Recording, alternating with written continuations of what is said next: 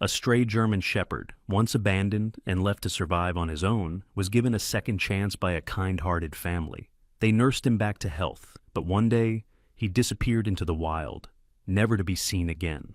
Or so they thought. A year later, in the most unexpected moment, he returned. But why? What drove him back to the very people who had once saved him? The wind howled through the Montana wilderness, carrying with it a sharp chill that sliced through the night like a blade. Snow blanketed the vast fields of Cedar Creek Ranch, a family-owned homestead nestled at the base of the towering Rockies. The ranch had belonged to the Anderson family for generations, each descendant adding their own chapter to its history. Tom Anderson, a broad-shouldered man in his early 40s, stood on the wooden porch, his breath forming misty clouds in the frigid air. His weathered face, lined by years of working under the harsh Montana sky, carried an expression of quiet contemplation. He had the build of a man who had spent a lifetime tending to the land.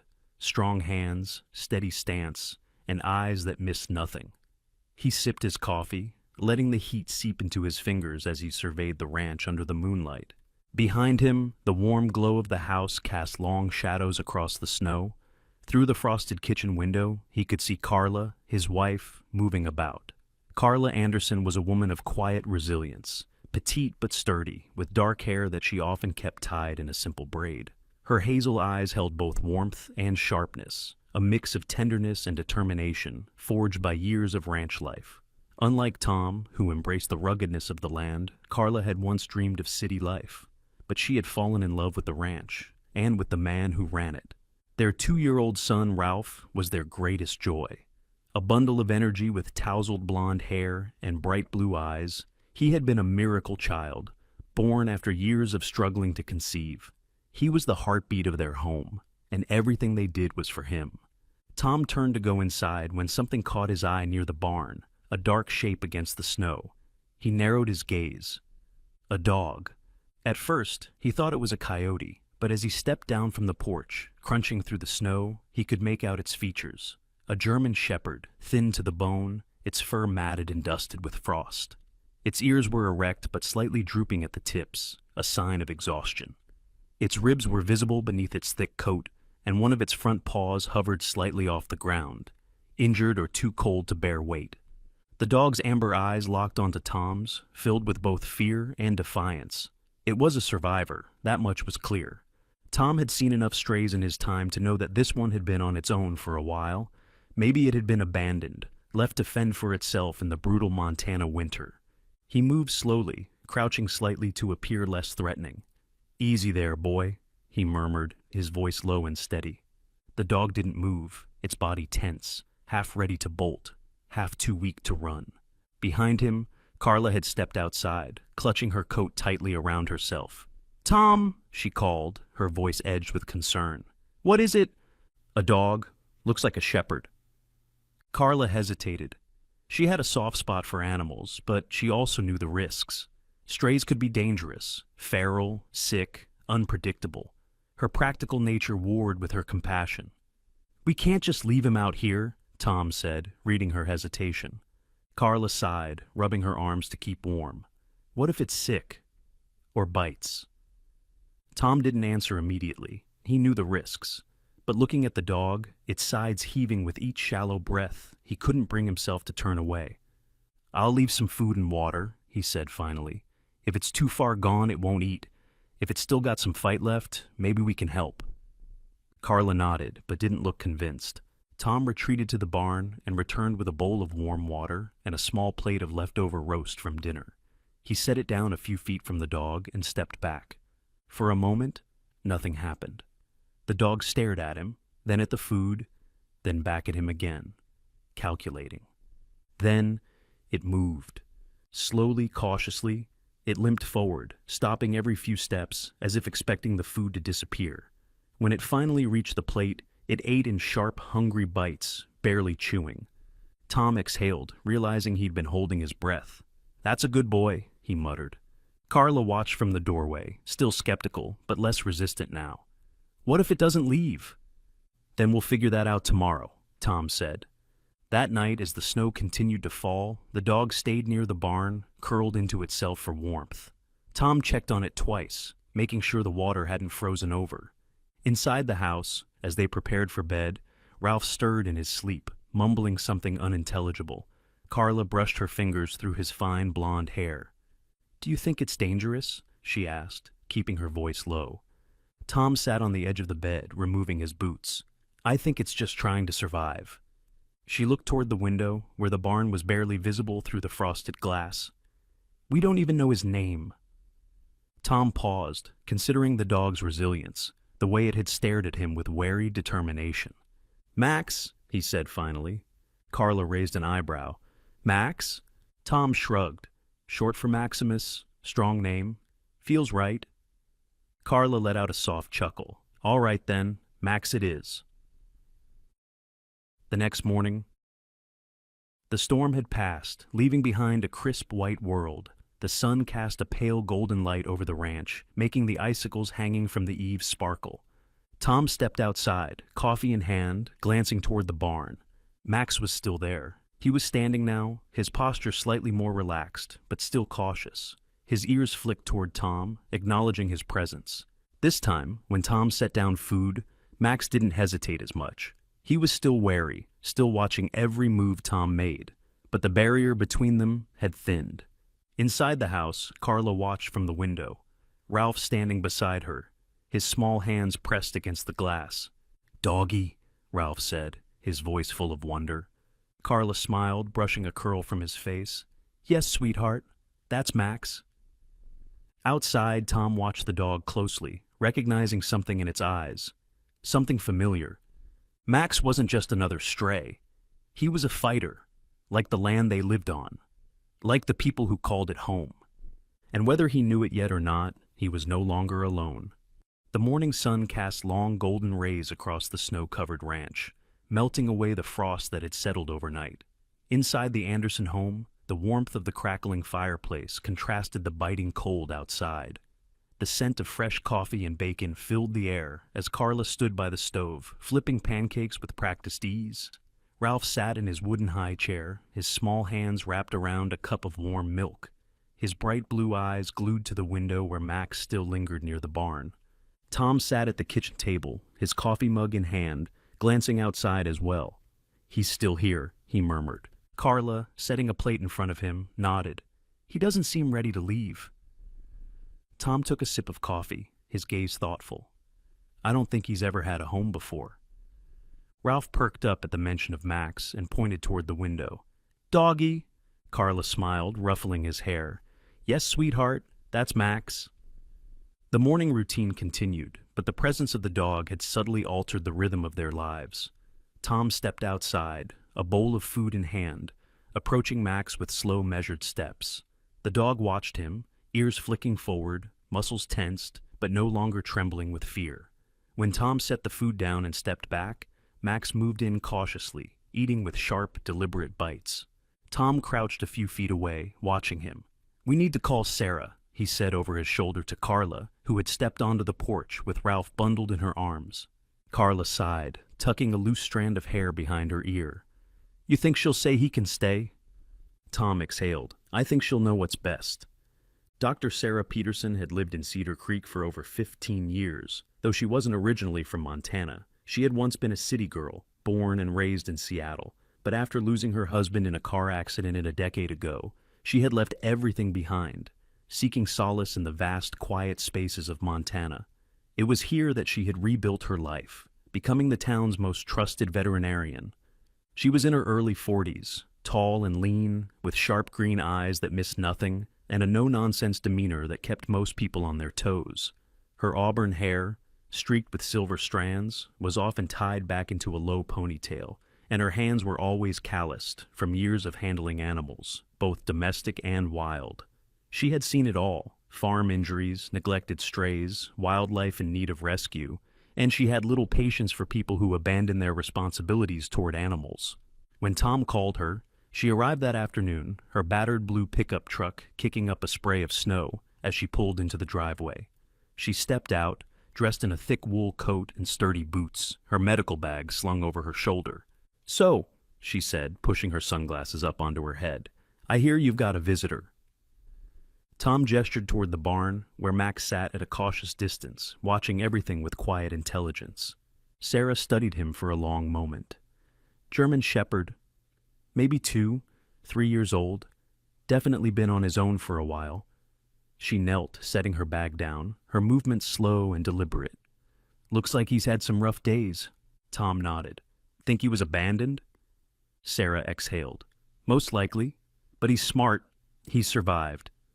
Carla stood nearby, arms crossed. What do we do? I mean, we can't just let him stay forever, right? Sarah glanced at her, then at Max. That depends. If he was completely feral, he wouldn't be this close. He's watching you, learning, deciding if he belongs. Tom ran a hand through his hair. We just don't want him to get too dependent on us. He's still a wild spirit. Sarah smiled faintly.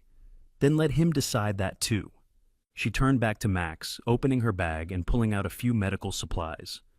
Think he'll let me get close? Tom hesitated, then crouched, patting his thigh. Max!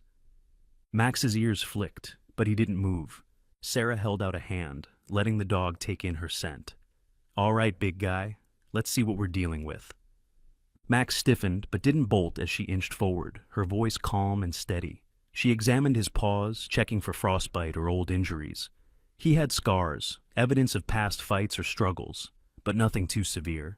He's lucky, she murmured. No major wounds, just malnourished. She glanced at Tom.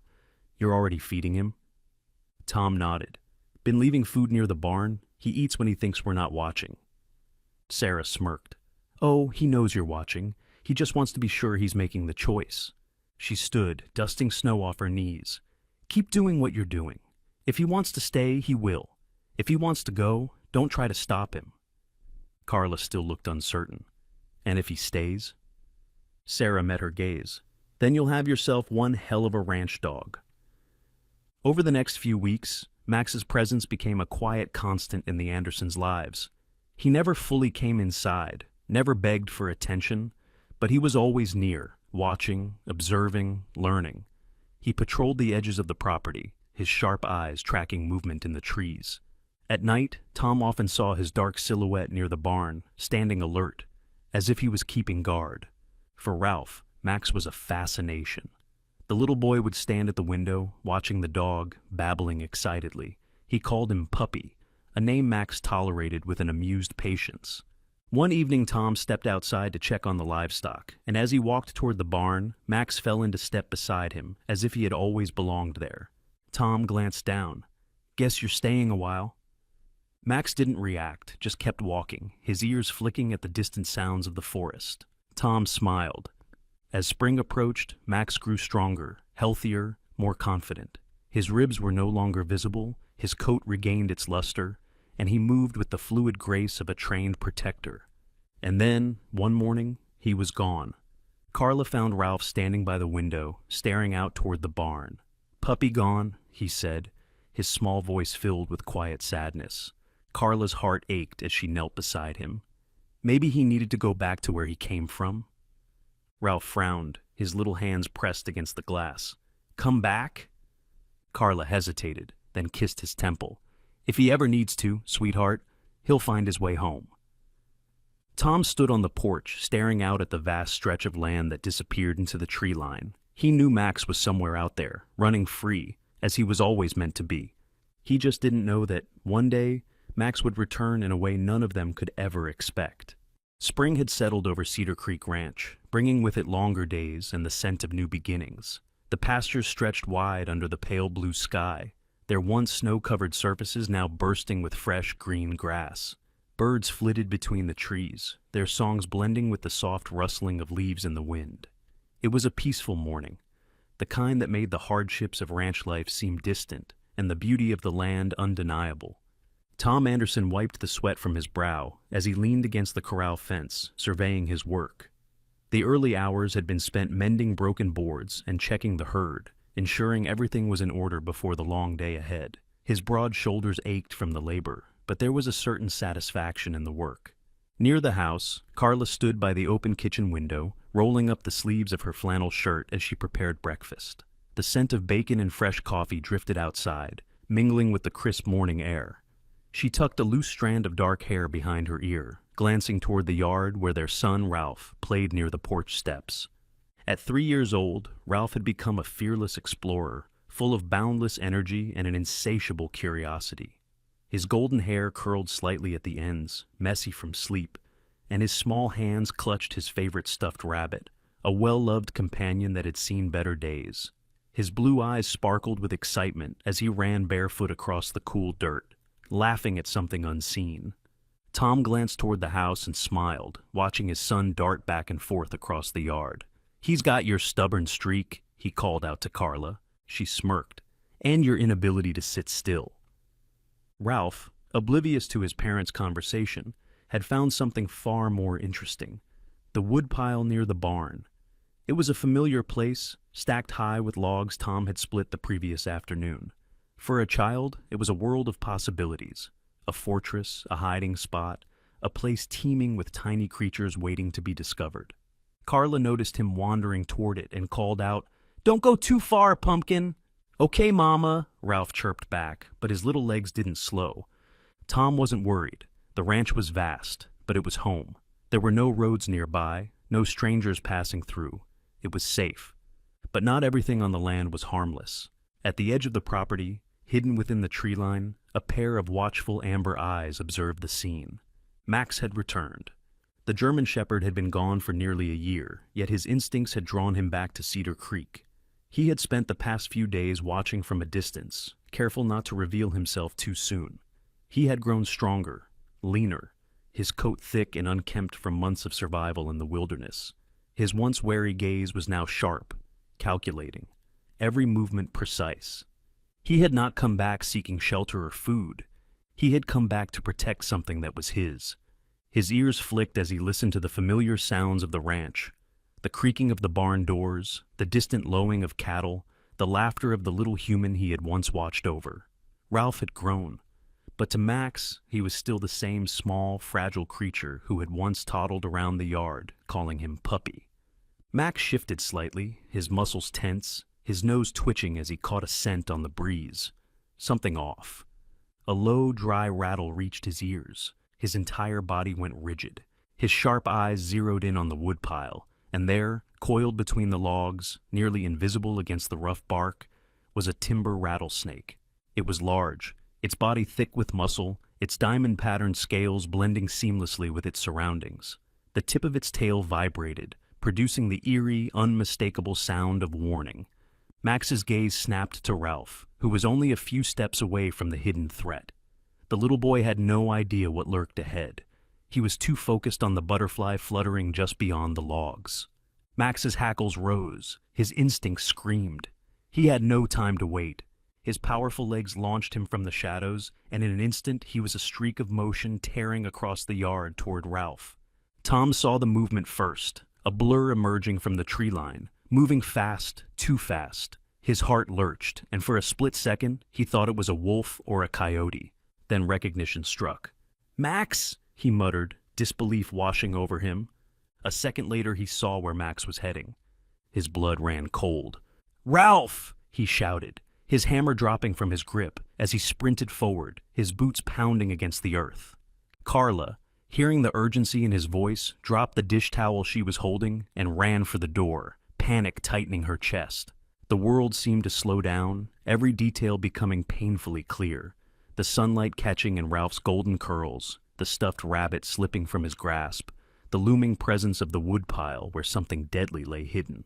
And then, Max reached him. Everything changed in an instant. Carla's heart nearly stopped as she saw Max barreling toward Ralph, his powerful body a blur of motion. The German Shepherd closed the distance in seconds, his muscles coiling like a spring as he launched himself forward. From the porch, Carla's breath caught in her throat.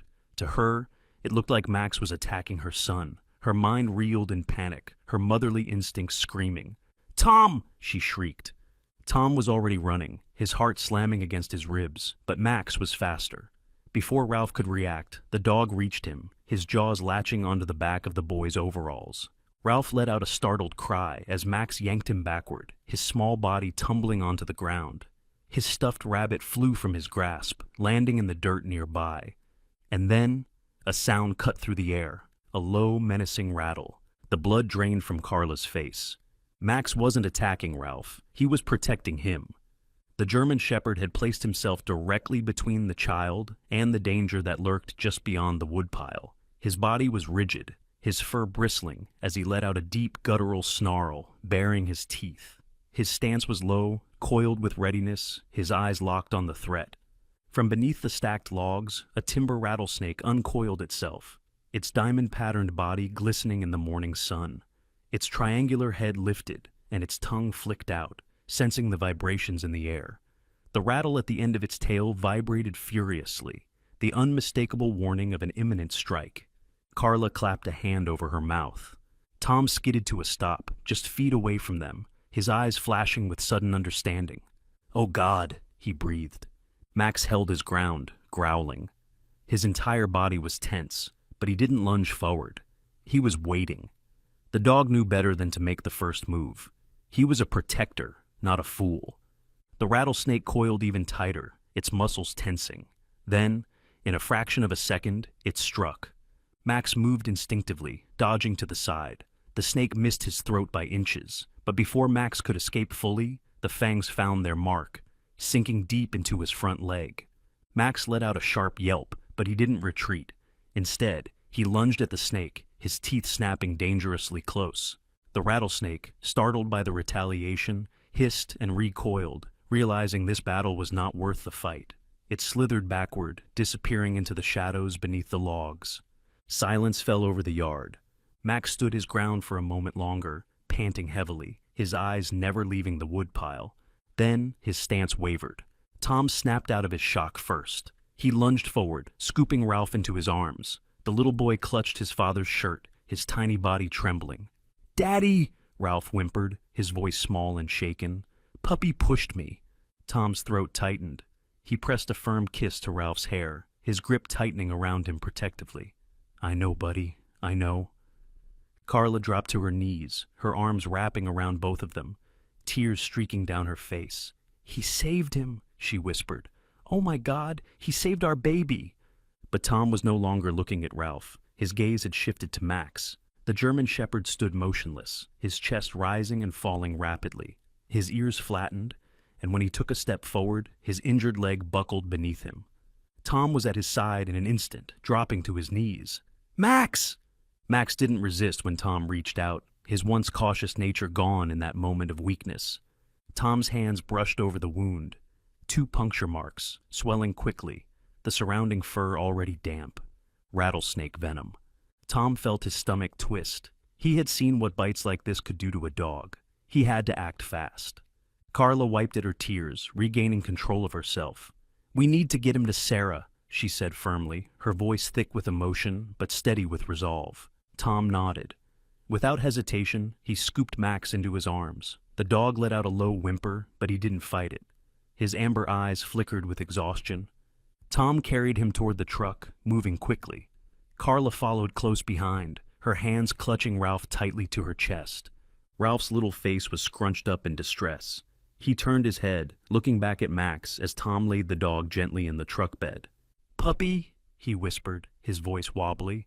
Carla ran her fingers through her son's curls, her heart breaking. "He'll be okay, sweetheart," she murmured, though she wasn't sure if she was saying it for Ralph or herself. Tom slammed the truck door shut, his jaw clenched. "Let's go." As they sped off toward town, dust and gravel kicking up behind them, Max lay motionless in the back, his breathing shallow but steady. Carla kept glancing over her shoulder, her fingers digging into her seat. She felt a lump rise in her throat. "He came back," she whispered. Tom's grip tightened on the steering wheel. Carla looked at him, her eyes glistening. "He came back," she repeated, her voice thick with gratitude and sorrow. Tom swallowed hard, and in a voice barely above a whisper, he said, "To protect us." Tom's knuckles turned white against the steering wheel as the truck sped down the dirt road, kicking up a thick cloud of dust behind them. The engine roared against the eerie silence inside the cabin. Carla sat in the passenger seat, holding Ralph tightly against her chest. The little boy had stopped crying but clutched his stuffed rabbit so hard his tiny fingers turned pale. His wide blue eyes, still wet with tears, never left the back seat where Max lay sprawled across a blanket. The German shepherd's breathing was uneven, his chest rising and falling too slowly. His normally sharp amber eyes were glazed, heavy with exhaustion. Yet they remained locked onto Tom, as if he knew the man was his last chance. Tom's heart pounded in his ears. Every second mattered. He had seen snake bites before. He knew how fast venom could spread, how it could shut down a dog's body in mere hours if left untreated. Carla stole a glance at him, her voice barely above a whisper. "How much longer?" 10 minutes, Tom muttered. "Maybe less." Her grip on Ralph tightened. "He'll make it. He has to." The word sounded more like a prayer than a statement. Max let out a weak whimper, his head lolling slightly. His body trembled, the pain making it hard for him to even keep his eyes open. But still, he never looked away from Tom. Tom felt something tighten in his chest. He had always believed that dogs understood more than people gave them credit for. And right now, Max understood everything. The truck skidded as it made a sharp turn onto the paved road leading into town. Tom pushed the gas pedal down harder. "Hold on, boy," he whispered. "Just a little longer." The Cedar Creek Veterinary Clinic was a small single-story building just past the town's main square. It had been there for over 15 years, and for the past decade, Dr. Sarah Peterson had run it almost single-handedly. Sarah had always been known as the no-nonsense, tough-as-nails type. She was in her early 40s, tall and wiry, with sharp green eyes that seemed to see through people, making even the most confident ranchers hesitate. Her auburn hair, streaked with silver, was usually tied back in a practical ponytail, and her face bore the faint lines of someone who had spent years worrying about things she couldn't control. She had moved to Cedar Creek after losing her husband in a tragic accident, throwing herself into work to cope with the grief she never spoke of. Animals had become her escape, her purpose, and if anyone knew how to fight for a creature's life, it was her. That morning she had been in her office, filling out medical reports, when the sound of screeching tires ripped through the quiet. Sarah barely had time to react before the front door burst open, and Tom rushed in, carrying Max in his arms. The moment she saw the dog, his limp body, the swollen wound on his leg, the way his breathing was slowing, she knew. "Snake bite?" she asked briskly, already reaching for her emergency kit. Tom nodded, his voice strained. "Rattlesnake. He's getting worse." Sarah didn't waste time with more questions. "Put him on the table," she ordered, pulling on a pair of gloves. Tom gently laid Max down on the metal examination table, and the dog let out a soft whine, his head turning slightly toward Ralph, who stood clutching Carla's leg. Sarah worked quickly, her hands steady despite the urgency. She checked Max's pulse, felt his gums, and examined the 2 puncture marks just above his paw, already swollen and darkening. "We need to get the anti-venom in him, now," she said, reaching for a vial. "And fluids, his heart rate's dropping." Tom swallowed hard. "Is it—" "I'm not letting him die," Sarah cut in, her tone leaving no room for doubt. She grabbed a syringe and carefully drew the golden anti-venom from the vial. Tom and Carla held their breath as she injected it into Max's bloodstream. The room was silent except for the faint beeping of the heart monitor. Sarah set the empty syringe down and leaned in close, listening to Max's shallow breathing. "Come on, big guy," she murmured. "Fight." Carla rubbed Ralph's back, whispering, "He's going to be okay, sweetheart." Ralph shuffled forward, his tiny hands gripping the edge of the table. His voice was barely a whisper. "Puppy, don't leave." Sarah glanced up briefly, something flickering in her expression. The dog's unwavering loyalty was clear, but seeing how much the child cared, that was different. Tom placed a hand on Ralph's shoulder, grounding him. "Max is strong, buddy. He's a fighter." But even as he said it, Tom's stomach twisted with uncertainty. The next few minutes stretched into eternity. Max remained still, his chest barely rising. Sarah checked his vitals again, her face unreadable. Then, a flicker of movement. Max's ear twitched. Tom felt his breath hitch. Sarah's lips curved into the smallest smile. "There it is," she murmured. Max let out a low, quiet exhale, and then his tail gave the faintest thump against the table. A collective sigh of relief filled the room. "He's responding," Sarah confirmed, adjusting the IV. "The venom's still in his system, but the anti-venom's working." Tom's knees nearly buckled. He pressed a hand to his forehead, finally allowing himself to breathe. Carla wiped at her eyes, letting out a soft, breathless laugh.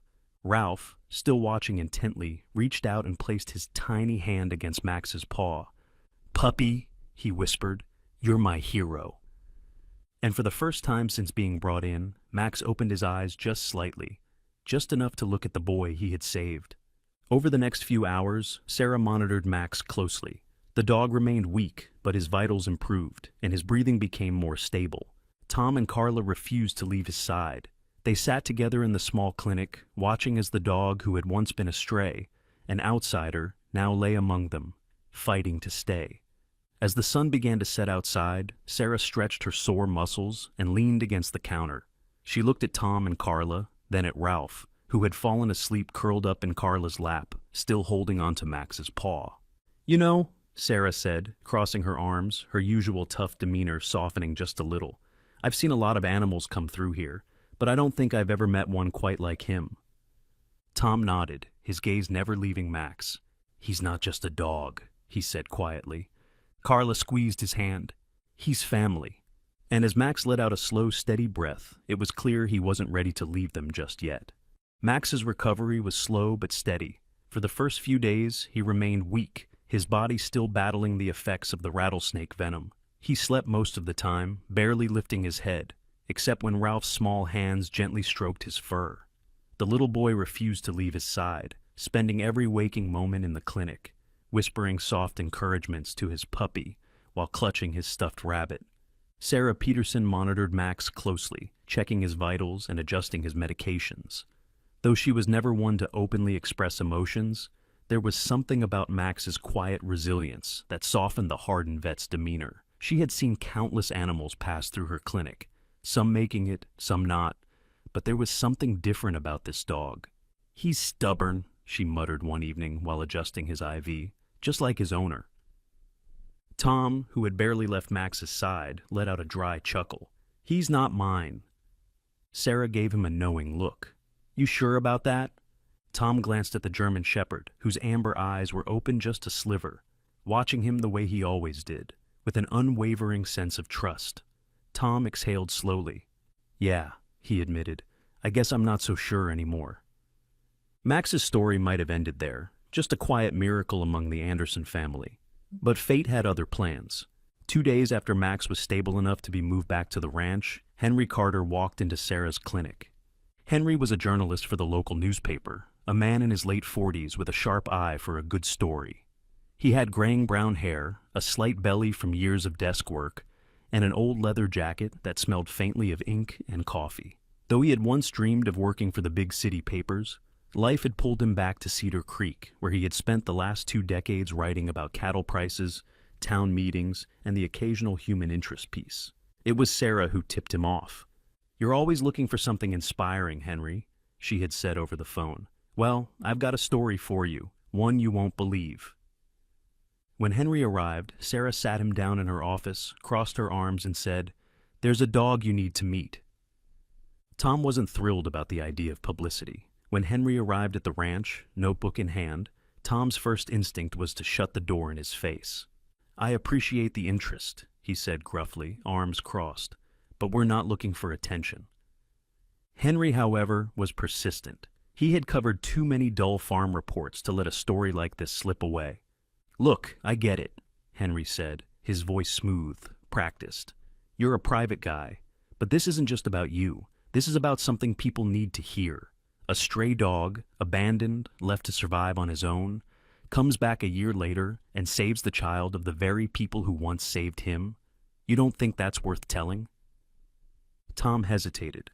Carla, who had been listening from the kitchen, stepped forward. Her hazel eyes held the same warmth but firmness that always made Tom listen.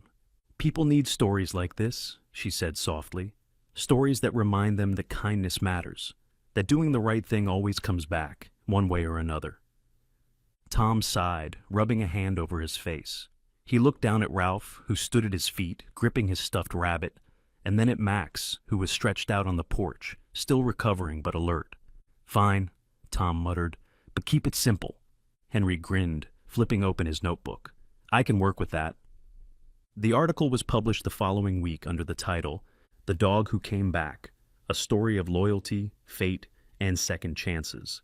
Henry wrote with genuine emotion, capturing every moment. From the Andersons finding Max as a starving stray, to his year-long disappearance, and finally, his heroic return to save Ralph. The article detailed Max's recovery, Sarah's role in his treatment, and the profound impact the dog had left on the family. Tom had expected the story to die out quietly, maybe get a few nods from locals at the general store. But what happened next took everyone by surprise. Within hours of the article being published online, it began to spread.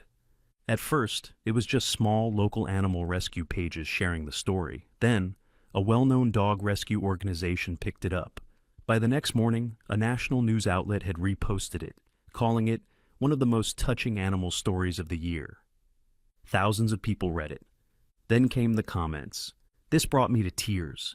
Animals never forget kindness. This dog is a hero. Someone give him a medal. Proof that dogs are too good for us." Emails flooded into the Cedar Creek Veterinary Clinic from people who had been touched by the story. Donations started arriving. Bags of dog food, blankets, even handwritten letters from children thanking Max for being so brave. Carla opened one letter from a woman in Texas, tears welling in her eyes as she read it aloud. "She says she lost her dog last year and didn't think she'd ever get another," Carla murmured. "But after reading about Max, she's going to a shelter tomorrow to adopt." Tom stood by the doorway, arms crossed, trying to act unaffected. But when he looked out at Max, who was lying comfortably on the porch, his tail thumping gently, he felt something stir in his chest. This wasn't just their story anymore. Max had become something more. A few days later, a package arrived in the mail. Inside was a handcrafted leather collar with a silver nameplate. Engraved on it were 3 simple words: "Max, a true hero." Tom held it in his hands for a long moment before kneeling down beside the German Shepherd. "You hear that, boy?" he murmured, fastening the collar gently around Max's neck. "You're famous now." Max blinked up at him, then gave a slow, contented sigh, as if he already knew.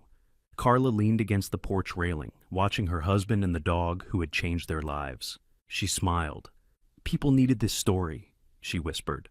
Tom finally nodded, looking out at the vast Montana landscape, the sky stretching endlessly beyond the horizon. "Yeah," he admitted, and for once he didn't mind sharing it with the world. The Montana sky stretched endlessly over Cedar Creek Ranch, painted in hues of soft gold and deep blue as the sun dipped below the horizon. The air carried the crisp scent of fresh grass, earth, and the lingering warmth of the day. It had been weeks since Max's near-fatal encounter with the rattlesnake, and in that time, he had made a full recovery. His strength had returned, his coat gleamed once more, and the sharpness in his amber eyes had never been clearer. But despite everything, Max remained unchanged in one way. He refused to become a house dog. Tom had expected as much. From the moment Max was strong enough to move freely, the German Shepherd had resumed his silent patrols, roaming the edges of the property, always watching, always alert. He never slept inside, never curled up by the fireplace like a pet.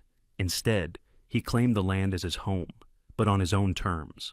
Tom had once told Carla that Max was a wild spirit, meant to be free, and so he didn't try to cage him. One evening, after finishing his chores, Tom walked to the front gate and swung it open, leaving it wide.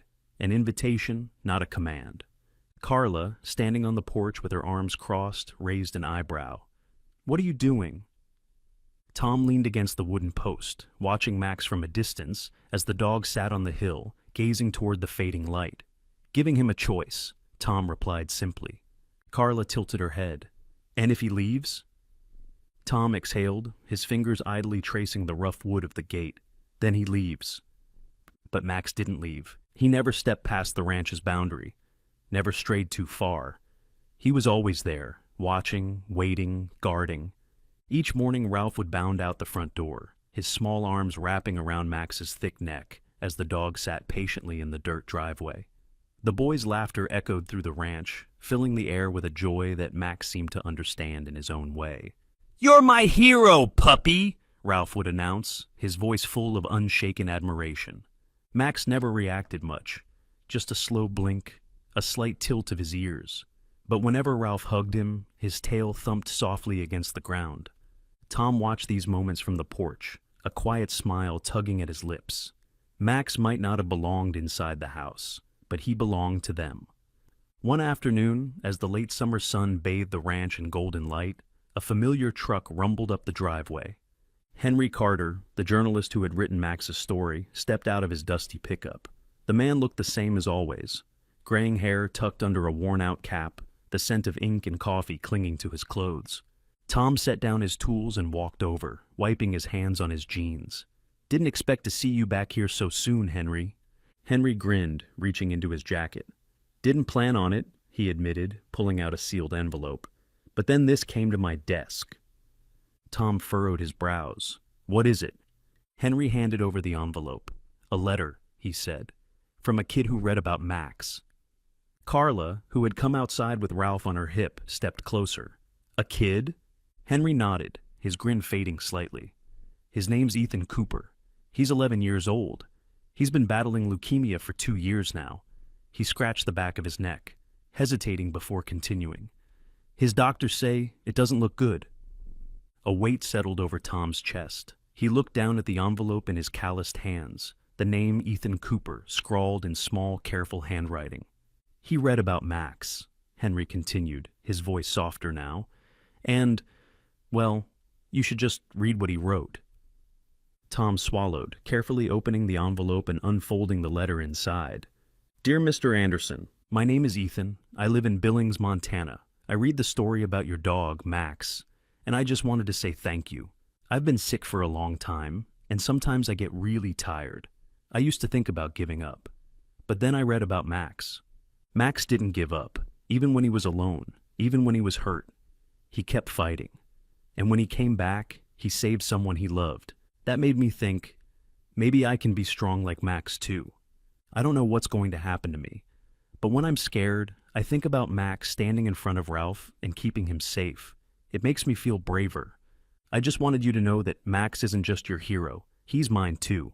Thank you for sharing his story. Sincerely, Ethan Cooper." By the time Tom finished reading, the lump in his throat was impossible to ignore. He glanced at Carla, who had turned away slightly, dabbing at the corners of her eyes. Even Henry, tough old Henry, looked away, clearing his throat. Ralph, not fully understanding the depth of the letter, tugged on Tom's sleeve. "Daddy, what's wrong?" Tom crouched, placing a steady hand on his son's shoulder. "Nothing, buddy," he said gently. "Just someone else knows how special Max is." Ralph turned to look at Max, who lay stretched out nearby, his head resting on his paws, eyes half closed. The little boy beamed. "I told you, puppy, you're the bestest dog ever." Max let out a slow, content sigh, shifting just enough that his tail thumped softly against the ground. That night, Tom sat alone on the porch, staring out at the stars stretching endlessly over the ranch. The open gate remained where he had left it, swinging slightly in the breeze. Max was somewhere nearby, probably resting under his favorite tree or watching the property from his usual vantage point. Tom had thought at first that Max's return was just a matter of fate, a simple twist in the story of a stray dog finding his way home. But now he saw it differently. Max hadn't just saved Ralph that day. He had saved Ethan too, and maybe, just maybe, he had saved everyone who needed a little reminder that bravery, loyalty, and love could change the world. Max wasn't just a dog anymore. He was a symbol, a guardian, a story that refused to be forgotten. And as Tom sat there, listening to the wind rustling through the trees, he knew, no matter how much time passed, no matter how far Max wandered, he would always find his way back. Max's story is a powerful reminder that kindness is never forgotten. The love and compassion the Anderson family showed him in his time of need came full circle when Max returned to protect the very people who had once saved him. Loyalty, courage, and gratitude are not just human qualities. They exist in the hearts of the animals who walk beside us. But Max's impact didn't stop at Cedar Creek Ranch. His story traveled far beyond the Anderson family, touching the lives of those who needed hope the most. People like young Ethan, who found strength in Max's resilience. Perhaps that is the greatest lesson of all. Acts of kindness, no matter how small, can ripple outward in ways we never expect. They can inspire, heal, and give strength to those we may never meet.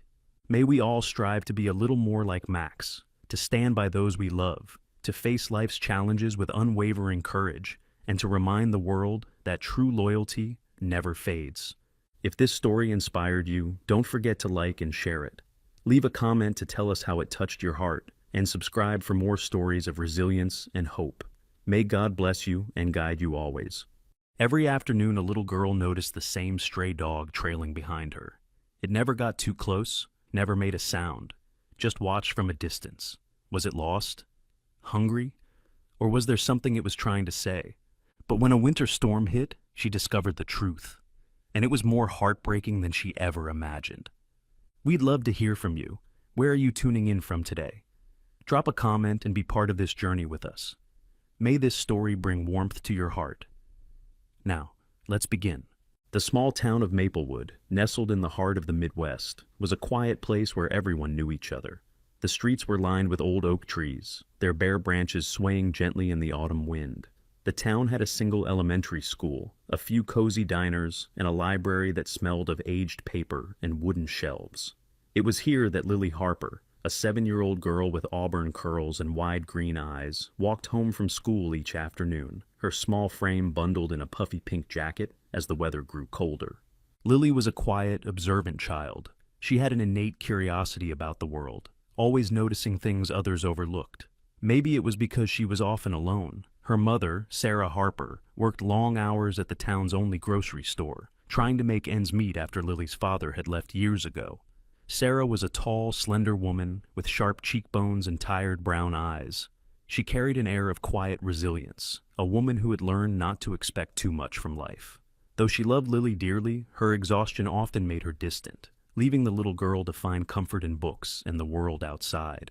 One afternoon, as Lily walked home along the familiar path past the old post office and the abandoned gas station, she felt it, the eerie sensation of being watched.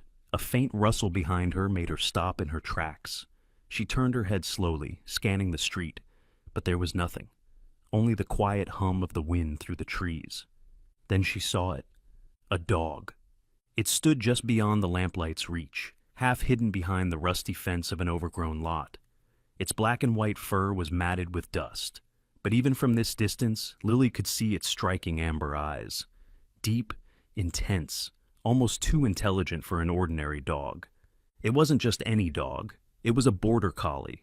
The breed was known for its sharp wit and boundless energy, often used for herding sheep, but this one was different. It was thin, ribs faintly visible beneath its coat, yet it did not look desperate, not the way stray dogs usually did. It simply stood there, watching. Lily took a cautious step forward. The dog immediately backed away, slipping deeper into the shadows. "Hey," she whispered, her voice barely audible over the wind. The dog did not run. It just stayed, watching her with those unreadable amber eyes. The next day, it was there again. And the next. Each afternoon as Lily walked home, she caught glimpses of it, lurking behind parked cars, hiding beneath the creaky wooden stairs of an abandoned house. Its presence constant but distant. It never approached her, never begged for food, never barked. It was just there. After a week, she decided it needed a name. "You're like a shadow," she murmured to herself one evening, watching the dog slink behind a tree just as the streetlights flickered on. Sasha. The name felt right. Yet, no matter how many times she spoke to it, Sasha never came closer. It was like a ghost, always keeping just enough distance to remain untouchable. But then, everything changed the day the rain came. That afternoon, dark clouds rolled in over Maplewood. By the time school ended, the sky was a heavy shade of gray, and the wind carried the crisp scent of an impending storm. Lily pulled up the hood of her raincoat as she hurried home, her sneakers splashing through puddles. Halfway there, she hesitated. Something felt off. Turning the corner near the abandoned gas station, she saw it, a figure huddled beneath the awning of a crumbling building. Sasha.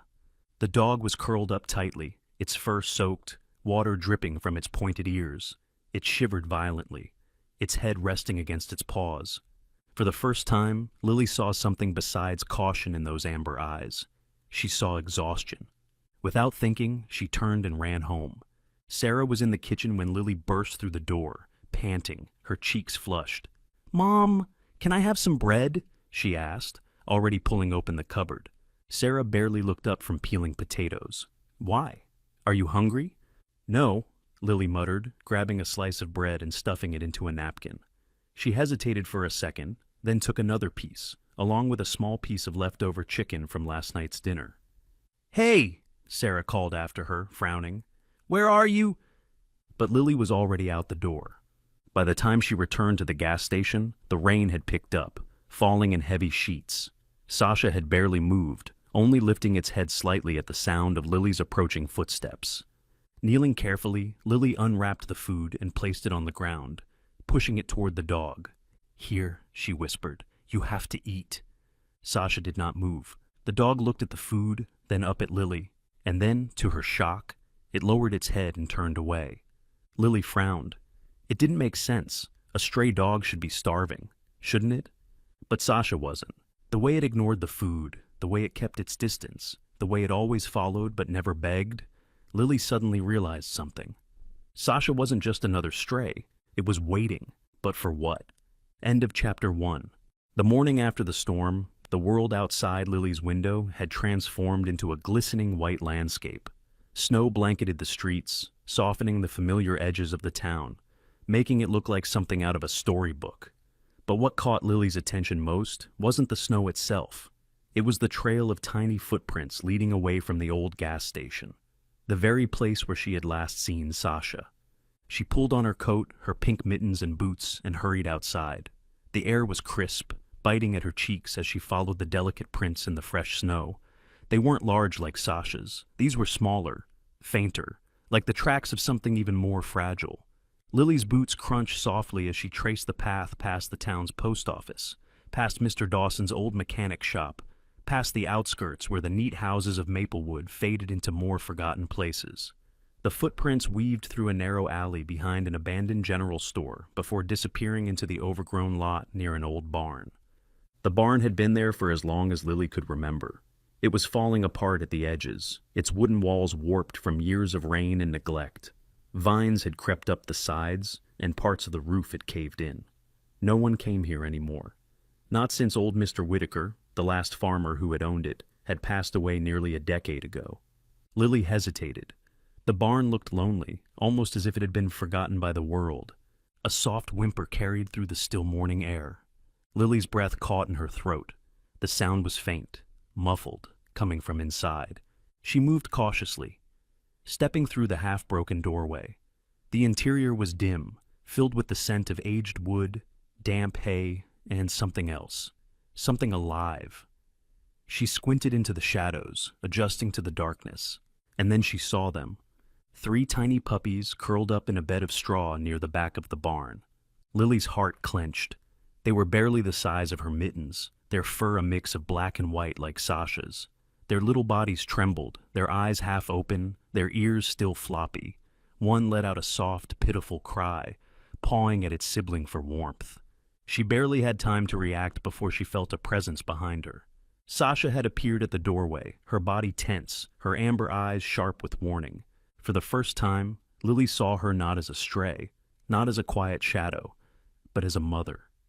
Sasha stepped forward protectively, placing herself between Lily and the puppies. Her ears were pinned back, her posture stiff. She was cautious. Lily swallowed, forcing herself to stay still. She understood now. Sasha hadn't been following her for food or shelter. She hadn't been begging for help. She had been leading her here, hoping, praying, that Lily would understand. Lily knelt slowly, careful not to make any sudden movements. "It's okay," she whispered, keeping her voice gentle. "I won't hurt them." The wind howled softly through the broken slats of the barn. One of the puppies let out another tiny whimper, curling deeper into the straw. They were so small, so helpless. They shouldn't be out in this cold. Sasha's gaze flickered between Lily and her babies, her body still tense. She was afraid, but not for herself. She was afraid for them. Lily hesitated, then carefully reached into her pocket, pulling out a small chunk of bread she had stuffed there before leaving home. She placed it on the ground between them, backing away just a little. Sasha eyed the bread but didn't move. "You're not hungry," Lily murmured, realization dawning. Sasha wasn't starving. She had been saving everything for them. She had probably been scavenging for scraps, bringing whatever she could find back here, surviving not for herself, but for her children. Lily's heart ached. The puppies let out another soft set of whimpers, shifting against each other in the straw. They were so tiny, so fragile. They needed help. But Sasha still wasn't sure. She stood there, watching Lily with cautious eyes, her tail still, her ears twitching slightly at every movement. Lily knew she couldn't just grab the puppies and run. She had to earn Sasha's trust. She stayed for a while, just sitting, breathing, letting Sasha see that she wasn't a threat. She watched the puppies, their tiny chests rising and falling with each breath. They weren't old enough to be on their own, and winter was coming. She couldn't leave them here. She needed to figure out a way to bring them home. But first, she had to make Sasha believe that home was safe. Lily looked at the border collie, her black and white fur ruffled from the wind, her sharp amber eyes full of worry and love. "Don't worry," she whispered. "I'll take care of them."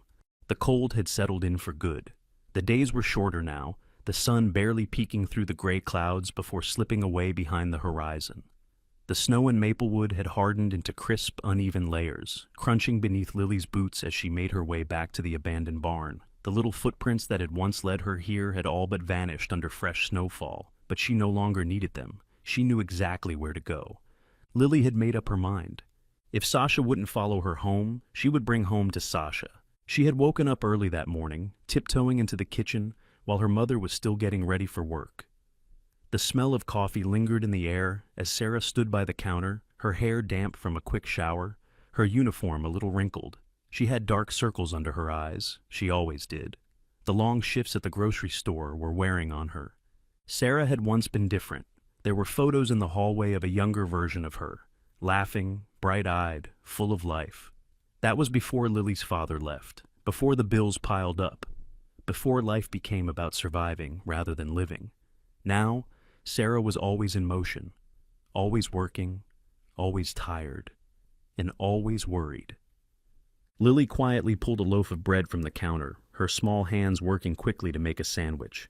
She added a slice of leftover ham, then hesitated before grabbing a second piece. If Sasha had pups, she needed to eat more. "What are you doing?" Sarah's voice cut through the silence. Lily flinched but kept her hands steady. "Just making something for later." Sarah eyed her suspiciously, glancing at the clock. She sighed. "Fine, but don't waste food." Lily nodded, stuffing the sandwich into her coat pocket before grabbing a small thermos of warm milk. She didn't know if dogs could drink milk, but she figured the puppies might need something warm. Once outside, the wind was sharper than she expected. It stung her cheeks, but she pressed on, hugging the food close to her chest. When she reached the barn, she moved slowly, careful not to startle Sasha. The border collie was curled up in the straw, her body wrapped tightly around the puppies. The little ones were barely moving, huddled close to their mother's warmth. Lily knelt down a few feet away, retrieving the sandwich from her coat pocket. She unwrapped it and carefully placed it on the ground, then backed away, sitting on a patch of dry straw. Sasha lifted her head. She was alert, her amber eyes locked onto Lily's movements. For a long moment, she didn't move. Then, cautiously, she sniffed the air. Lily held her breath. Sasha's muscles were still tense, but hunger had won over caution. Slowly, she inched forward, her paws pressing lightly against the ground. She reached the sandwich, gave it another sniff, then, finally, took a bite. Lily exhaled, a small smile creeping onto her face. This was progress. She repeated this every day. Each afternoon, Lily returned with food, sometimes a sandwich, sometimes a bit of chicken, once even a piece of her mother's leftover roast. Sasha was always hesitant at first, but with time, she grew more comfortable. She still didn't let Lily get too close, but the gap between them had lessened. And then, something changed. One afternoon, as Lily sat in her usual spot, watching Sasha eat, one of the puppies, a tiny one with a distinctive white patch on its forehead, stumbled away from the nest.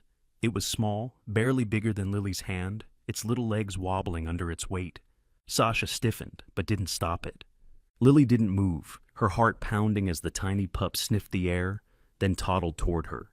She could hardly breathe. The puppy reached her boot and pressed its tiny nose against the fabric, letting out a soft, high-pitched whimper. Lily's heart melted. She slowly extended a hand, palm up. The puppy sniffed her fingers, its little tail wagging slightly before it lost its balance and plopped onto the straw. A laugh bubbled up in Lily's throat.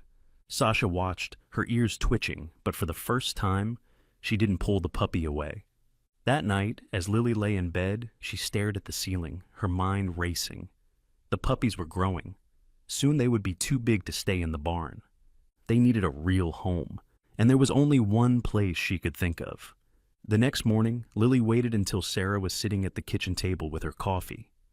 "Mom," she began carefully, her fingers twisting the edge of her sweater. Sarah hummed in response, flipping through the local newspaper. Lily swallowed. "Can we keep a dog?"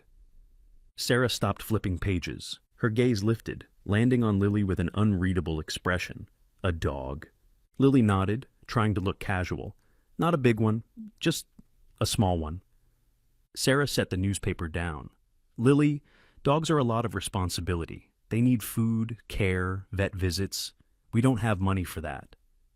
"But—" "No," Sarah sighed, rubbing her temples. "And where is this coming from? We don't even have a dog." Lily hesitated, then took a deep breath. "There's this dog, a stray. She has puppies." Sarah's expression shifted slightly, a crease forming between her brows. "A stray dog with puppies?" Lily nodded. "They live in the old barn outside town, but it's getting cold, and they won't survive the winter." Sarah sighed again, this time deeper. "Lily, stray dogs can be dangerous. They could be sick, and we can't afford to take care of them." "But Mom—" "No." The finality in her voice stung. "I'm sorry, but the answer is no." Lily's stomach twisted. She lowered her gaze to the table, her fingers tightening into fists. She had expected this, but it didn't make it any easier. Sarah finished her coffee and stood up, gathering her things for work. As she passed Lily, she softened slightly, resting a hand on her daughter's head. "I know you have a big heart, sweetheart, but sometimes we can't save everything." Lily didn't reply, but in her heart, she knew one thing for sure. She wasn't giving up. That evening, Lily returned to the barn. Sasha greeted her with her usual wary gaze, but something had changed. The way she looked at Lily wasn't just caution anymore. There was something else. Recognition. Trust. Lily sat down on her usual patch of straw, pulling a small sandwich from her pocket and placing it on the ground. Sasha didn't hesitate this time. She stepped forward and took the food, eating in quiet acceptance. The puppies were growing stronger. Sasha was learning to trust her. But winter was getting closer. Lily didn't know how, but she would find a way. Because this wasn't just a stray dog anymore. Sasha was family. The storm arrived without warning. That evening, the sky darkened too early, a bruised shade of gray swallowing the last bits of daylight. The wind howled through Maplewood, rattling the windows of houses, bending the old oak trees that lined the streets. Snowflakes the size of quarters began to fall, light at first, then heavy, swirling in chaotic patterns. By the time Lily finished her dinner, the town was already coated in a thick white blanket. She sat at the kitchen table, her hands clenched into fists in her lap. The storm outside was growing fiercer, and she could feel the weight of it pressing against her chest. Sasha. The puppies. They were still out there. Lily turned to Sarah, who was finishing the last sip of her coffee, exhaustion written across her features. Her mother had just come home from work, her hair still damp from the snow, her cheeks flushed from the cold. The lines on her face looked deeper under the dim kitchen light, shadows emphasizing the tiredness that never seemed to fade. "Mom," Lily started hesitantly, trying to keep her voice steady. "I need to go check on them." Sarah set her mug down with a quiet clink, shaking her head before Lily had even finished speaking. "No, absolutely not," she said firmly. "There's a blizzard coming. No one is going anywhere." Lily's stomach clenched. "But Mom, I said no, Lily." Sarah's voice was sharper than usual, her patience already worn thin from the long day. "It's dangerous out there. You could get lost in the snow, or worse." Lily felt tears sting her eyes. "But what about them? It's dangerous for them too." Sarah exhaled through her nose, rubbing her temples. "Lily, I know you care about them, but they're strays. They know how to survive." Lily's hands balled into fists. "Not in this storm," she whispered. Sarah hesitated for the briefest moment. A flicker of something, maybe doubt, maybe guilt, crossed her face. But then she shook her head. "We can't save every stray animal in this town. I'm sorry." Lily pushed back from the table, her chair scraping against the wooden floor, and ran to her room before the tears could spill over. She lay awake that night, listening to the wind scream against the house, imagining the barn, buried under layers of ice and snow. She thought of the puppies, their tiny bodies curled up in the straw, shivering against the cold. And she thought of Sasha, curled around them, doing everything she could to keep them alive. By dawn, the storm had passed. Lily bolted out of bed, throwing on the warmest clothes she could find. The house was still quiet. Sarah was probably still asleep, exhausted from her late shift. She slipped out the door, her boots crunching against the fresh snow. The air was painfully cold, each breath burning her lungs. Snowdrifts had piled high against the houses, the roads nearly invisible beneath the frozen layers. She ran. Her legs felt like lead, her lungs screamed in protest. But she didn't stop. The closer she got to the barn, the worse the sinking feeling in her stomach became. And then she saw it. The barn was almost entirely buried. The weight of the snow had caved in part of the roof. The entrance was barely visible, a thick wall of ice and frost sealing it shut. Lily's heart pounded in terror. "Sasha!" she cried, her voice hoarse in the freezing air. "Sasha!" No sound came from inside. Panic surged through her veins as she dropped to her knees, digging frantically at the snow. Her fingers, even through her gloves, numbed almost instantly. She scooped away handfuls of ice, her breath coming in ragged gasps. Her arms burned, her entire body aching. But she didn't stop. "Sasha, please!" she sobbed, her voice breaking. And then, a sound.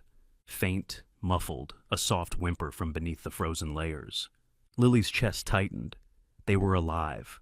She dug faster, ignoring the sharp cold biting into her skin, clawing at the snow, pushing, shoving, until finally, her fingers brushed against something. "Fur," she gasped. Sasha's fur. She shoved away the last bit of snow, revealing the small hollow beneath the collapsed entrance. Sasha was there, barely moving, her body curled protectively around her puppies. Lily could see them, 3 tiny shapes, trembling, pressed against their mother's belly. They were alive, but barely. Their little breaths were shallow, their fur damp with melted snow. Sasha opened her eyes, weakly lifting her head to look at Lily. She had spent the entire night shielding them, protecting them, keeping them warm, and in the process, she had nearly frozen to death. Tears blurred Lily's vision. "You did so good," she choked out, "but I need to get you out of here." Sasha didn't resist when Lily carefully lifted the first puppy, cradling it to her chest.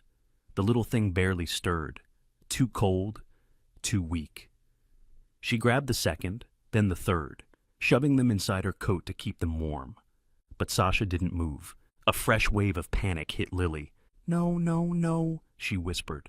She reached for Sasha, gripping her fur, trying to pull her up. "Come on, you have to get up." Sasha let out a small, exhausted whimper, but didn't rise. Lily's breath hitched. She couldn't do this alone. She had to get help. Lily sprinted back home, her arms wrapped tightly around the puppies, holding them close against her chest. Sarah was in the kitchen pouring coffee, still in her robe. When Lily burst through the door, panting, half frozen, her mother nearly dropped the mug. "Lily!" she shouted. "What? Where have you been?" Lily ignored the question. She ran straight to the fireplace, dropping to her knees as she unzipped her coat, revealing the puppies inside. Sarah stared, her eyes widening in shock, as 3 tiny, half-frozen forms tumbled onto the rug. For a moment, she was silent. Then, she slowly crouched down, her expression unreadable. She reached out, hesitantly, touching one of the shivering pups. "They're freezing," she whispered. Lily burst into tears. "Mom, please," she sobbed. "Sasha's still out there. She's too weak to move. She saved them, but she's going to die if we don't." Sarah's face was complicated, emotions warring in her eyes. But then, without another word, she stood up. "Get the car warmed up," she ordered. Lily's breath caught. "You mean, now, Lily?" And just like that, Sarah Harper, the woman who had said no, the woman who never bent, was already grabbing her coat and boots. Within minutes, they were on the road, pushing through the icy drifts toward the barn. Lily held her breath the entire way. For the first time since this all started, she wasn't alone. Sasha was barely conscious when they reached the vet clinic. The drive had been a blur.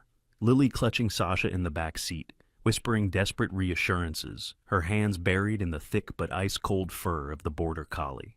Sarah had driven fast, her knuckles white against the steering wheel, silent but determined. Snow still blanketed the roads, but it no longer mattered. By the time they pulled up to Dr. Harris's veterinary clinic, the neon open sign flickered against the storm's aftermath, casting a faint glow onto the icy sidewalk. Dr. Harris was already waiting at the door. The town's only veterinarian, Dr. Robert Harris, was a man in his late 50s with sharp but kind features, salt and pepper hair, and a permanent furrow between his brows that made him look more serious than he actually was. His tall frame was wrapped in a thick wool sweater beneath his lab coat, and he smelled faintly of antiseptic and dog shampoo. He had been in Maplewood for decades, having inherited the clinic from his father. Everyone in town brought their pets to him. He was the kind of man who didn't just treat animals, he understood them. When he saw Sasha, his frown deepened. "Bring her in," he instructed, stepping aside as Sarah and Lily rushed inside. The clinic smelled of fresh pine, the faint scent of cinnamon tea lingering in the air. A sleepy tabby cat named Muffin lay curled on the reception counter, barely flicking an ear at the commotion. Dr. Harris led them into the back room, where the metal examination table gleamed under fluorescent lights.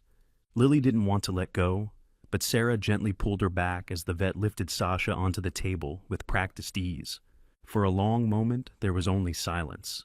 Dr. Harris moved carefully, his hands firm yet gentle as he examined Sasha, checking her pulse, her breathing, the ice still clinging to her fur. He muttered something under his breath before grabbing a blanket, wrapping it around the dog's trembling body. "She's severely hypothermic," he said finally, his voice low but calm. "She must have been out there all night, using every ounce of body heat to keep the puppies warm." Lily felt a lump rise in her throat. She already knew that. She had seen it. Sasha, curled around her babies, shielding them, refusing to move even when the cold had nearly taken her. "Will she be okay?" Lily whispered. Dr. Harris sighed. "She's strong, but we need to warm her up slowly. Too fast, and it could shock her system." Lily nodded, barely breathing as he hooked Sasha up to an IV. A warm air machine hummed to life, gently blowing heated air over her damp fur. Minutes passed. Then an hour. Muffin, the clinic's old cat, had decided to join Lily on the waiting bench, curling against her lap. The warmth was comforting, but it did nothing to stop the storm still raging inside her chest. She couldn't lose Sasha. Not now. It was almost 2 hours later when Dr. Harris leaned against the counter, arms crossed, and let out a breath. "She's stable!" Lily nearly collapsed with relief. "She's still weak," he continued, "but she'll recover." Sarah exhaled quietly beside Lily. "Thank God." Dr. Harris gave them both a small, tired smile. Then, his gaze flickered back to Sasha. "You said you found her as a stray?" Lily nodded. "She's been following me for weeks." The vet hummed, reaching for a clipboard. Then, as if noticing something, he paused. His fingers brushed against the damp fur around Sasha's neck. There, hidden beneath the thick coat, was something faint, a thin line of missing fur, the ghost of an old collar. Dr. Harris frowned. He turned to a cabinet, rummaged through a drawer before pulling out a small handheld scanner. "What's that?" Lily asked, watching as he hovered the device near Sasha's neck. Dr. Harris didn't answer immediately. A second later, the scanner beeped. Sarah stiffened. "She has a microchip?" The vet's brow furrowed. "Looks like it." Lily felt her stomach tighten. Microchips were only placed in dogs that had owners. Dr. Harris tapped at his computer, inputting the serial number that had popped up on the screen. Lily's heart pounded as the system processed, her hands curling into fists against her jacket. Then, a name appeared. Owner, George Miller. Address, Maplewood, Minnesota. Lily's breath caught. "She had a family?" she whispered. Dr. Harris's face softened. "It looks like she belonged to someone named George Miller." He hesitated, then sighed. "But that name sounds familiar." Sarah suddenly paled. "I think I know who that is," she murmured. Lily turned to her mother, her heart thudding. Sarah rubbed her forehead. George Miller, he was an old man, lived on the other side of town. He passed away a few months ago. Dr. Harris nodded. That's right, I remember now. He lived alone, no family left, as far as I know. Lily stared at Sasha, her chest tightening. No wonder Sasha had been wandering. She hadn't just been astray. She had been looking for home, and when she couldn't find it, she had done the only thing left to do. She had survived. The drive home was silent. Sarah kept her hands firm on the wheel, her jaw tight, deep in thought. Lily sat in the back, Sasha curled against her, still wrapped in a warm blanket. The puppies had been tucked safely in a basket by the heater, their tiny breaths rising and falling in steady rhythm. Lily gently stroked Sasha's fur. Everything made sense now. Sasha hadn't been following her because she needed food. She had been watching, waiting, trying to find someone she could trust. And somehow, she had chosen Lily. Lily swallowed hard. "Mom," she said quietly. Sarah glanced at her in the rearview mirror. "Does this mean someone might take her away?" Sarah hesitated. Lily's fingers curled into Sasha's fur, gripping just a little tighter. Dr. Harris had said George Miller had no family left. But what if there was someone, a distant relative, a neighbor, anyone, who wanted to claim her? What if, after everything, Sasha wasn't hers to keep? The thought made something sharp twist inside her chest. Sarah let out a slow breath. "I don't know, sweetheart, but we'll figure it out." Lily stared out the window, watching the snow-covered trees blur past. She had wanted to save Sasha, but now she was terrified that she might lose her instead. The days after Sasha's discovery were filled with a strange mix of relief and uncertainty. Sasha had survived, but the truth of her past had left Lily with a new fear. What if someone came looking for her? What if, after everything, Sasha wasn't meant to stay? Lily couldn't bear the thought. She spent every free moment searching for answers. If Sasha had belonged to George Miller, there had to be someone, a friend, a distant relative, someone who might still claim her. Sarah, though still cautious, had softened in the past few days. She no longer dismissed Lily's concerns outright. In fact, one evening after dinner, she had sat down with Lily at the kitchen table, pulling out an old town directory from a drawer. "We'll look," Sarah had said, flipping through the yellowed pages. "If he had family, we'll find them." Lily had nodded, her heart pounding. The search led them first to the Maplewood Town Hall, a small brick building that smelled of old paper and pine-scented floor polish. It was run by Mrs. Callahan, a petite woman in her 60s with tightly curled gray hair and half-moon glasses that made her look perpetually unimpressed. She was known for being strictly business, but when she saw Lily standing beside Sarah, clutching a notepad, her expression softened just a little. "You're looking for information on George Miller?" she asked, adjusting her glasses as she peered at the old records. "Yes," Sarah said. We found his dog. We want to know if he had any family." Mrs. Callahan tapped her nails against the desk, flipping through the thick binder in front of her. Miller, she murmured, scanning the pages. After a moment, she sighed. "Ah, here it is. George Miller, passed away 3 months ago. No surviving relatives listed." Lily's heart skipped. "No family?" Sarah pressed. Mrs. Callahan shook her head. "None. He was the last of his line. No children, no siblings." She sighed again, adjusting her glasses. "Sad story, really. Lived alone for years. That dog of his, Sasha was it, was his only real companion." Lily exchanged a look with her mother. No family, no one left to claim Sasha. The realization settled in like a warm weight in Lily's chest. Sasha had nowhere else to go, and yet, here she was. That night, as the wind howled outside, Lily sat on the rug by the fireplace, watching the flames dance. Sasha lay beside her, her body stretched out on the warm floor, the puppies curled up against her belly. They were getting stronger. Their tiny bodies were filling out, their whimpers now soft, happy squeaks instead of weak cries. Lily reached out, running her fingers through Sasha's thick fur. Sasha didn't flinch anymore. She didn't pull away. She leaned into Lily's touch, letting out a soft sigh, her amber eyes flickering open just for a moment before closing again. She was safe. She had finally stopped running. Lily's heart ached with quiet happiness. She wanted this to last forever. Sarah stood in the kitchen, watching from a distance. She had always been a practical woman. Life had taught her that hope was dangerous, that attachment often led to disappointment. She had spent years keeping her heart guarded, not just for herself, but for Lily too. She had tried to teach her daughter that the world was unfair, that sometimes you had to let things go.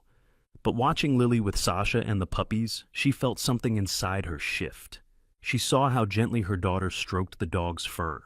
She saw the way Sasha, once wary, once afraid, had begun to trust again. And she saw the way the puppies, warm and safe, nestled against their mother, their tiny chests rising and falling in peace. Something about it felt right. For the first time in years, Sarah let herself consider the possibility that maybe, just maybe, not everything had to be temporary. The next morning, Lily woke to the smell of coffee and the sound of bacon sizzling in the pan. She rubbed her eyes, stretching as she sat up in bed. The puppies were still asleep in their makeshift bed near the fireplace. Sasha was curled beside them. She slipped out of bed, padding into the kitchen, where Sarah was flipping pancakes. Lily hesitated. Her mother rarely made pancakes. Sarah glanced over her shoulder. "Sit," she said, motioning to the table. Lily obeyed, still groggy, still uncertain. Sarah poured a second cup of coffee, this one not for herself, but for Lily. Though it was mostly milk with just a splash of caffeine, she set it down in front of her daughter before sitting across from her, her hands wrapped around her own mug. For a long moment, neither of them spoke. Then Sarah sighed. "I was wrong." Lily blinked. "What?" Sarah set her mug down. "About Sasha, about the puppies, about all of it." Lily stared, her heart hammering. Sarah ran a hand through her dark brown hair, exhaling. "I thought it would be too much. I thought we couldn't handle it, but—" She glanced toward the fireplace where Sasha still lay, her breathing steady. "I see the way you look at her, the way she looks at you." Lily's fingers tightened around her cup. "She belongs here, Mom." Sarah let out a small, tired chuckle. "Yeah, I think she does." Lily's breath caught. "Really?" Sarah nodded, a small, reluctant smile tugging at the corner of her lips. "Yeah, really." Lily practically launched herself across the table, wrapping her arms around her mother in a tight hug. Sarah laughed, patting her daughter's back. "But," she warned, "she's not just your dog. If we're doing this, we're doing it right. Vet checkups, training, and you're helping with everything. Feeding, walking, cleaning up after the puppies." Lily nodded furiously. "Yes, yes, of course." Sarah sighed, shaking her head with amusement. "All right then." Lily grinned so wide her cheeks hurt. Sasha was staying. She was home. That evening, as the sun set, Lily sat outside on the porch, Sasha beside her, her fur warm against the cold winter air. The stars were just beginning to appear, tiny pinpricks of light in the dark sky. Lily glanced down at Sasha, running a hand through her thick coat. "You don't have to wander anymore," she murmured. Sasha looked up at her, those amber eyes deep and full of something Lily couldn't quite explain. Trust, peace, belonging. Lily smiled, pressing a kiss to the top of Sasha's head. "You're home now." And for the first time in a long time, Sasha rested without fear. Because this wasn't just a temporary stop. This was a family, a real one, and it was forever. Winter melted into spring, and with it, the small house at the edge of Maplewood felt warmer, fuller. Gone were the cold, hollow days of loneliness.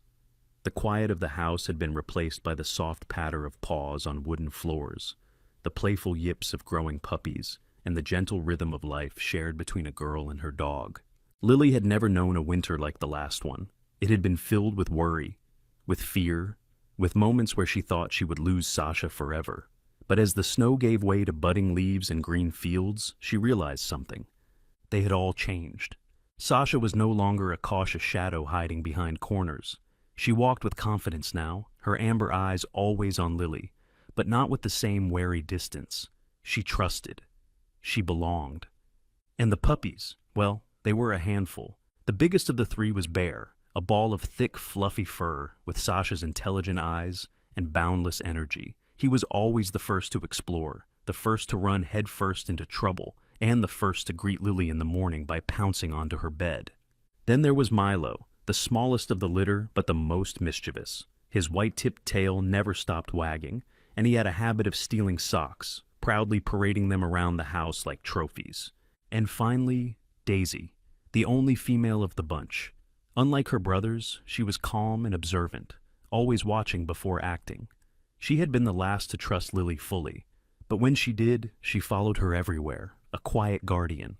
Sarah had insisted they couldn't keep all three, but deep down, Lily had known her mother's heart had softened. She had seen the way Sarah smiled when Daisy rested her head on her lap, the way she laughed when Milo clumsily tumbled over his own paws, the way she shook her head but didn't argue when Bear fell asleep at the foot of her bed. One by one, good families had come forward, offering to adopt the puppies. But as the weeks passed, only one had actually left. Milo had found a home with Mrs. Patterson, an elderly woman who had lost her husband the year before. When she had met him, the tiny pup had wiggled right into her lap, and she had smiled for the first time in months. It had been hard to say goodbye, but Lily knew Milo had found where he was meant to be. And Bear and Daisy? Well, Sarah had stopped mentioning finding them new homes. Lily took that as a victory. One warm afternoon, Lily lay on the soft grass in the backyard, the scent of fresh earth and wildflowers filling the air. The puppies were wrestling a few feet away, tumbling over each other with clumsy, joyful abandon. Sasha was beside her, stretched out in the sunlight, her fur warm beneath Lily's fingertips. The border collie let out a deep sigh, the kind of contented exhale that comes when you are exactly where you're meant to be. Lily smiled, threading her fingers through Sasha's thick coat. "You don't have to follow me anymore," she whispered. Sasha lifted her head slightly, ears twitching, as if listening carefully. Lily turned toward her, resting her forehead gently against the dog's. "Because this is your home now." Sasha stared at her for a long moment, those deep amber eyes searching Lily's face. Then, with a soft huff, she leaned forward, pressing her nose against Lily's cheek before curling back into the grass. It wasn't much, but Lily understood. It was a thank you, a promise, a home. The puppies barked excitedly in the background, their laughter like yips filling the spring air. The world was bright, alive, full of second chances. And in that moment, beneath the warm sky, with Sasha at her side, Lily knew. This was just the beginning. Sometimes the ones who seem lost are simply waiting to be found. Sasha wasn't just a stray. She was searching for love, for safety, for a place to call home. And in the end, she didn't just find a home. She became part of a family. This story reminds us that kindness, patience, and a little bit of faith can change a life, whether human or animal. Every act of compassion, no matter how small, can make a difference. And sometimes, the ones we save end up saving us right back.